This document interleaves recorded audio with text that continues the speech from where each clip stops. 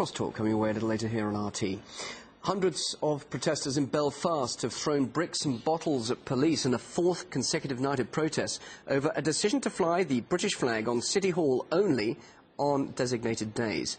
Northern Ireland has been witnessing loyalist violence for more than 2 months now. Well, we hope to get more on this a little later by analyst and founding editor of one of Northern Ireland's leading political blogs, Slugger O'Toole. And I understand now that we can talk to him. Mick Fealty, are you there, please? Hi, Bill. How are you doing? Great, Mick. For a moment, we thought we'd lost you. Now, tell us, this dispute, is it just over a flag, or is there more behind all of this? Well, yeah, there's always more behind it. I mean, a flag is a symbol, and it symbolises, in a way, the kind of clash of national interest between the Irish minority in Northern Ireland and the British majority. There have been demographic shifts in Belfast. Recently we had the census just before Christmas that told us that 48% of the population were Catholic and a slightly smaller percentage were Protestant. And so to some extent, the taking down of the flag symbolically was a kind of a symbol, if you like, that that Britishness in Belfast was now being severely contested. But was it provocative, though, and unnecessary to do this? Or are we seeing an overreaction to those who are objecting to it? Because British flags are flown only on designated days anyway throughout Britain. Yeah, I mean, it's not regulated by law, so different councils have the option to fly it 365 days of the year or do it on designated days. I think what we're seeing here is, in Northern Ireland, as a result of the peace process, we have a government in which everyone who is elected to the Parliament is part of that government. That leaves no space for parliamentary opposition.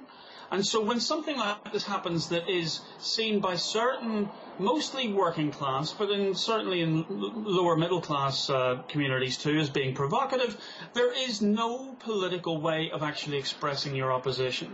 So to some extent we're seeing just how difficult it is to manage a popular protest in a situation where there is no option to change the government, so to speak, because the government includes everyone who ever gets elected. But Mick, is this a serious turn of events? You talk about the peace process. Could it now be in jeopardy? Could it get really serious now?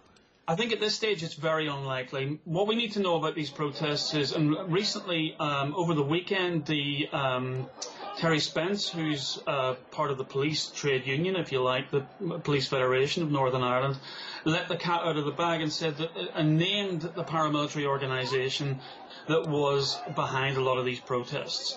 And it's one of the smaller ones. So we're talking about small numbers here. Big numbers on Saturday, 1,000, that's max. Most of the smaller protests that are turning to violence are 50, 100, 200, 250.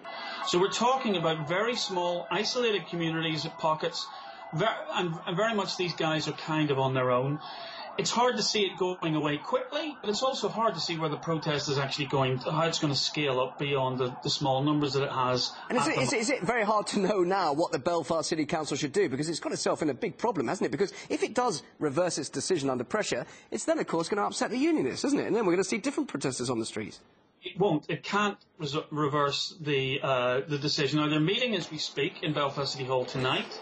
There's another motion in front of them, which is to raise the British flag above the cenotaph, which is a war memorial that sits right beside the City Hall, and to raise the flag there 365 days a year. Now, the irony of this is that if that motion is passed, it won't be tonight because everything has to go through judicial review and all kinds of checks and balances. If that goes through, it means the British flag will be more prominently displayed in the centre of Belfast than it ever was when it actually flew on the building itself.